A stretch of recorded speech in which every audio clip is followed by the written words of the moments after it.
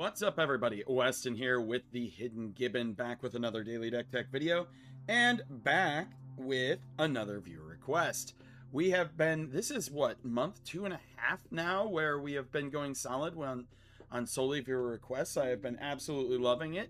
Keep the viewer requests pouring in. I will absolutely get to them. And without further ado, if you like the video, if you like any of my content, be it my budget content, the custom commanders that I'm making out of historical figures, or discussion content, feel free to subscribe only if you feel I've earned it. But without further ado, let's get straight into it, shall we? And we have ourselves Vren the Relentless. It's a 3/4 from Bloomborough for 2 generic, and Demir has Ward 2, which is always good. And if a creature an opponent controls would die, exile it instead. Graveyard hate built into a commander is so good. And then at the beginning of each end step, create X/1/1 black rat creature tokens. With this creature gets +1/+1 for each of the rat you control, where X is the number of creatures your opponents control that were exiled this turn. So we're going to try to kill a bunch of our opponent's stuff while sacrificing our little meaningless rats to, you know, deny them stuff while creating like a giant plague-bearing horde of rats. So how are we going to do this? Well, I added in one of my favorite types of creature, and I'm sure you've seen it in quite a few of my builds with black, and that's like, I'm going to call it the Accursed Marauder or Fleshbag Marauder typed creatures. These are creatures that enter the battlefield, and then each player sacks a creature, including yourself. So you usually sack it as well as your opponent sacrificing a creature. And I went out of my way to add 4 of these into the library, right? I have Accursed Marauder, Demon's Disciple, which hits a creature or planeswalker. Fleshbag Marauder, the original here, when he enters, each player sacks a creature. Gravelighter, which is flying, and when it enters the battlefield, draw a card if a creature died this turn. Otherwise, each player sacks a creature, so you can use it for card replacement as well. And then we have Merciless Executioner. When it enters the battlefield, each player sacks a creature. I absolutely love the utility you get out of these in sacrifice-themed decks, and the ability to just mess with our opponent's board. This will also net you some exiled creatures for your Vren from your opponent sacrificing a creature, and then, you know, netting you some more rats. We have Braids, Arisen Nightmare in here, and I put Braids in here specifically because of the sacrifice ability. My friend Mitch plays Braids in his Crash deck, and it is an absolutely frustrating card to play against, which is at the beginning of your end step, you can sacrifice an artifact, a creature, an enchantment, a land, or a planeswalker. If you do, each opponent may sacrifice a permanent of their choice that shares a card type with it. For each opponent who doesn't, that player loses 2 life, and you draw a card. So you sacrifice one of your stinky little rats. If they don't, you get to draw cards and they lose life. If they do, you're going to get to do Vren things. We have Burglar Rat.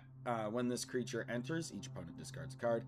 This is a classic little rat. You know, you throw it down there, it does its ability, and then you let it sit.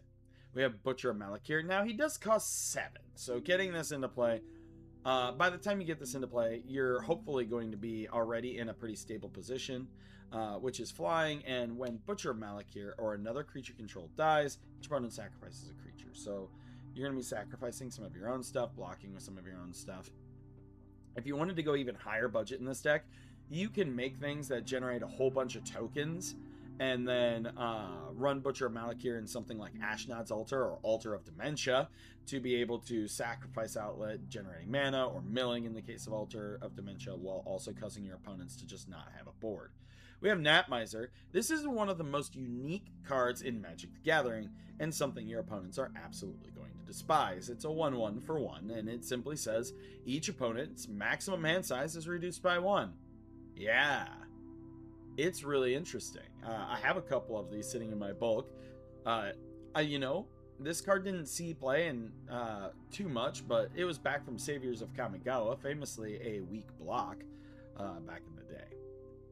And then we have some Rat Lords, right? We have Karumonix, the Rat King. He's a 3/3 for 3 Phyrexian Rat with Toxic 1, giving all of your rats Toxic 1. So giving you an outlet to use all your little stinky tokens to poison out your opponents. And then when Carbonix enters the battlefield, look at the top 5 cards of your library, and we reveal any number of rat cards from among them and put the revealed cards into your hand. Put the rest on the bottom of your library in a random order. We have a decent amount of rats. This isn't like full rat tribal in the creature sense. I'm running a lot of creatures that synergize well, so he will still be able to get you quite a bit. We have Lord Skitter, Sewer King, and he's a rat with a coat. I can't quite place it. There's a Disney movie, I think, with this looking of a rat, and I just can't remember what it is. Is it Thumbelina? I can't remember, but there's a rat that looks like this in an old animated Disney movie. Put it in the comments down below if you remember. But he's a 3/3 for 3, and whenever another rat enters the battlefield under your control, exile up to 1 target card from an opponent's graveyard. At the beginning of combat on your turn, you get to create a 1/1 black rat that cannot block. So he's going to generate you lots of rats, and you're going to get to have some graveyard hate from your opponent. So while your Vren is making sure that their creatures get exiled, you can exile all of their big spells that they could potentially flash back. We have Maha, it's Feathers Knight, or as my friends call it, especially Mitch and I, Maha, it's Feathers Bullshit. It's a 6/5 for 5, flying, trample, ward, discard a card. That's fun right there. Creatures your opponents control have base toughness of 1, bringing them down to the level of the rats and allowing you to more easily remove them if you have like -1/-1 effects. This card is incredibly strong, and for the record, its art is absolutely beautiful. Alessandra Pisano, you did an amazing job. We have Maronar, Nar. I'm not gonna lie, saying Nar just kind of it makes it sound like I'm like mispronouncing something. But Maronar is a 2/3 for 5. All rats have fear, and you can tap and sack a rat to put X 1/1 black rat creature tokens into play, where X is the number of rats you control. So if you already have a whole bunch of rats, you're going to win more with the old Maronar. And he's from Champions of Kamigawa. Kamigawa had a lot of rats. We have Mirkwood Bats. Whenever you create or sacrifice a token, each opponent loses 1 life. This gives you another punish outlet for all of your rats. Oh, I forgot one of the sacrifice dudes. Plague Crafter's in here. Yeah, fun times. Ogre Slumlord, whenever another non-token creature dies. This is in general. It doesn't say you control. You may create a 1/1 black rat, and rats you control have Death Touch. So these are like the little rat lords I put in here. You know, Toxic. Maronar does fear. He gives Death Touch to them. We have Persistent Marsh Stalker. He gets +1/+1 for each rat you control. Threshold, so 7 or more cards in your graveyard. Whenever you attack with 1 or more rats, if 7 or more cards are in your graveyard, you may pay 3. If you do, return Persistent Marsh Stalker from your graveyard to the battlefield, tapped and attacking. We also have another rat lord in Piper of the Swarm. It gives your rats menace, making it harder for your little dudes to be blocked. And you can tap 2 to create a 1/1 black rat, and you can tap 4 to sacrifice 3 rats to take somebody's thing. So if they do have any creatures remaining after you're going to throw the absolute beast of a removal package I've put in here, then you can just steal it from them anyway. We have Rankle. Rankle's a fairy lord, or not lord, fairy rogue. Holy cow. Flying in haste, a 3/3 for 4, and whenever Rankle, Master of deals combat damage to a player, choose any number. Each player discards a card. You're fine with that sometimes. Each player loses 1 life and draws a card. I'm also fine with card advantage, right? And then each player sacrifices a creature. You sack a little rat token, they sacrifice something that they've known and loved. Then we have Splinter of the Shadows, also known as Ashcoat of the Shadow Swarm. It's a 3/4 for 4, and whenever Ashcoat attacks or blocks, other rats you control get +X until end of turn, where X is the number of rats you control. And at the beginning of your end step, you may mill 4 cards. If you do, return up to 2 rat creature cards from your graveyard to the battle or to your hand. This absolutely will pump your rats and make them just diabolically huge if you even have a decent amount of them. I see my daughter is stomping upstairs. Now for our sorcery package, we're like I said, I am running an absolutely beastly removal package today. We have Blasphemous Edict, You can pay 1 black rather than its mana cost if there are 13 or more creatures on the battlefield. Each player sacks 13 creatures of their choice. We have Crippling Fear. Choose a creature type. Creatures that aren't of the chosen type get -3, -3.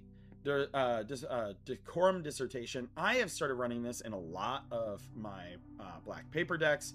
It is a Sign in Blood, but with Paradigm. So if it resolves at the beginning of each of your first main phases, it goes off again, giving you a reoccurring draw effect. Yes, it costs you 2 life, but you know what? Life is a resource. I almost said life is a highway, which is a terrible old country song. We have Feed the Swarm, which of course pops an enchantment or a creature, and you lose life equal to the converted mana cost. Fell, which has one of my favorite arts in Magic the Gathering. Absolutely beautiful art with Maha on here. Destroy target creature. Innocent Blood. Each player sacks a creature. Kindred Dominance. Choose a creature type. Destroy all creatures that aren't of the chosen type. Having things like this and Crippling Fear are absolute houses in this deck because of the amount of rats that we have. And the things that aren't rats, we don't really mind losing most of the time. We do have Sign in Blood, the original. We have to have some draw effects, right? I did not put Skull Clamp in this deck. I just couldn't find a space for it, but I could probably drop 1 or 2 cards to fit it in. We have Swarmyard Massacre. Create 2 green, 1/1 green squirrel creature tokens. Then each creature that isn't an insect, rat, spider, or squirrel gets -1, -1 until end of turn for each creature you control that's an insect, rat, spider, or squirrel. So even if you have a small board, if you have like Maha out and you play this, you're going to wipe your opponent's board pretty quickly. For instance, now I'm sure you noticed up until now we haven't really had any blue cards, and that is because black is the name of the game today and blue is the support color. And so how is blue going to support us? Well, we do have a couple removal cards in Pongify and Rapid Hybridization, which of course pop a creature and then let the controller of that creature get a 3/3, which we then can pop again, which exiles it. Delicious, getting us even more rats with our Vren. And then we have a small counter magic package with an Offer You Can't Refuse, Arcane Denial, Counter Spell and Negate, and then a little bit of both with Drown in the Lock, which you can counter a spell with converted mana cost less than or equal to the number of cards in your graveyard, or in its controller's graveyard, and destroy target creature with converted mana cost less than or equal to the number of cards in its controller's graveyard.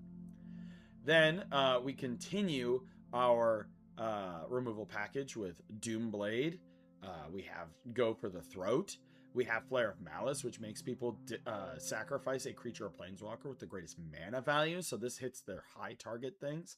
Infernal Grasp, Murder, Sheoldred's Edict, which makes them either sacrifice a non-token creature, a token, or a planeswalker. Soul Shatter. Each opponent sacrifices a creature or planeswalker with the highest mana value.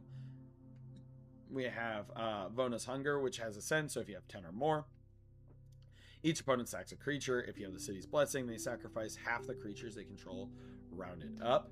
Vraska's Fall, each opponent sacks a creature and gets a poison counter, which synergizes well with our little Toxic Rat Lord we had up top. And then Withering Torment, which also destroys a creature or enchantment, and then you lose 2 life.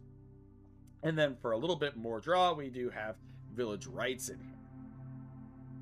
For our artifacts, this is where the budget started spiking heavily, because 2 of these cards are incredibly expensive compared to a lot of the cards in the deck. We have Chronicle of Victory, which is a 6-drop artifact. You choose a creature type, and creatures you control of the chosen type get +2/+2, have First Strike and Trample, and whenever you cast a spell of the chosen type, draw a card. This is pretty fun and pretty good. Also, it has beautiful art that is showing how Lorwyn defeated the awful hordes of Phyrexians. We also have Coat of Arms. Each creature gets +1/+1 for each other creature on the battlefield that shares at least 1 creature type with it. Please note that this is symmetrical, so if your opponents are running some sort of typal deck, you will have to deal with that on your own terms, but we do have all that removal to help do that. We do have Whip of Erebos to give your creatures lifelink, and then you can return a creature from your graveyard to the battlefield. It gains haste. You exile at the beginning of the next end step. If it would leave the battlefield, exile it instead of putting it anywhere else. We have Dimir Signet, which is probably the thing I would most likely drop for Skull Clamp for card advantage. We have Soul Ring in here. Swiftfoot Boots and Mithril Coat are in here for protection of Vren. For our enchantments, we have black market. Since so many things are going to be dying, we want to put lots of charge counters on a black market, which will then net you an absurd amount of mana, which helps feed into things like the Meat Hook Massacre. When it enters, each creature gets -X until end of turn. And then whenever a creature you control dies, each opponent loses 1 life. And whenever a creature an opponent controls dies, you gain 1 life. We have Grave Pact in here, so whenever a creature you control dies, each other player sacks a creature. Kindred Discovery, when it enters, you choose a type. And then creatures you control of the chosen type enter, or when a creature of the chosen type enters or attacks, draw a card. You're going to be making rat tokens. You're going to draw a lot of cards off of this. And then we have No Mercy. Whenever a creature deals damage to you, destroy it, because they're going to come at you. I am already seeing that, like, when I update to cheapest with this, a lot of these Marvel cards are already showing as pretty cheap and affordable. So if you don't mind the Universes Beyond stuff, just go ahead and pick up these special, like, versions of them, because they seem to be pretty cheap. For our lands package, we are running 20 basics, with 13 of those being swamps and 7 being islands, because as you saw up above, we don't run that much blue in here. Blue is a minor support color. We do have Susser, Secundi Void Altars, so you can sack a creature to draw cards equal to its power, and we have things that are going to be buffed up. We have Rogue's Passage for unblockable.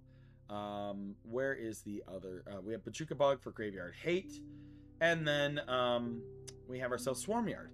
Regenerate target insect, rat, spider, or squirrel. This will help you protect your Vren.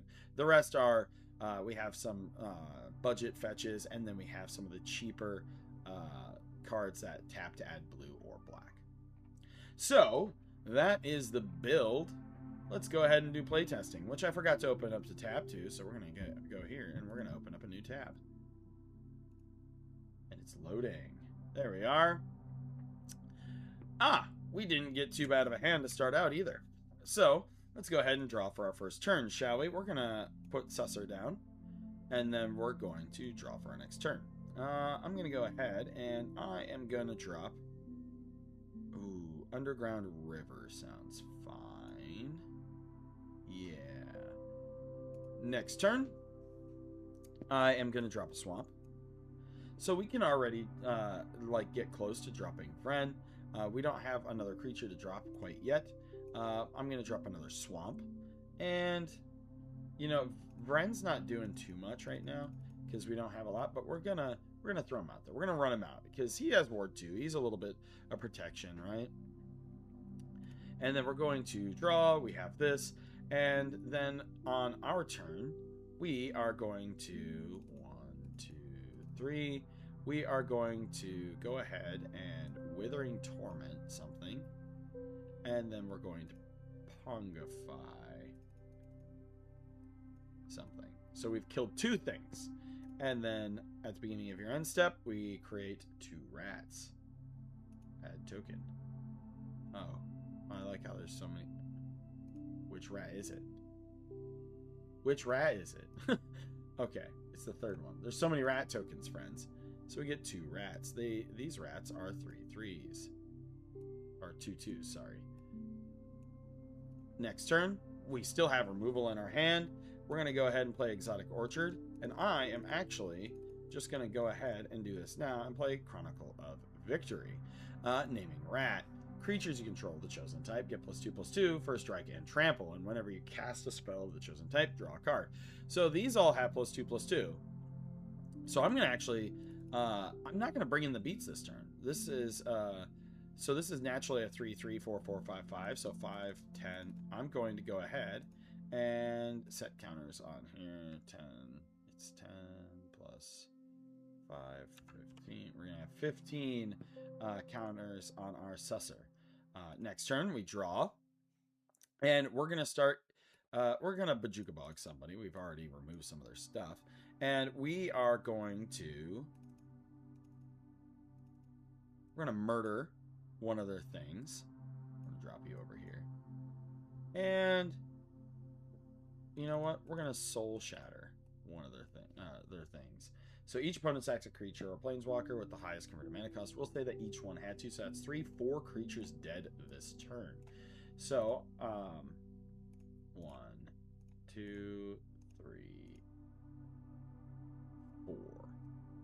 So already we have an overwhelming board state where they're going to have to deal with it. If you even get so say they don't wipe your board, which I'm going to be perfectly honest with you, they're probably going to wipe your board if they have it available. What I would do on this turn, because as many of these things as you have, you're going to have somebody's going to try to kill you, right? So these each have plus. So this is a 3, 4, 5, 6, 7, 8, 9.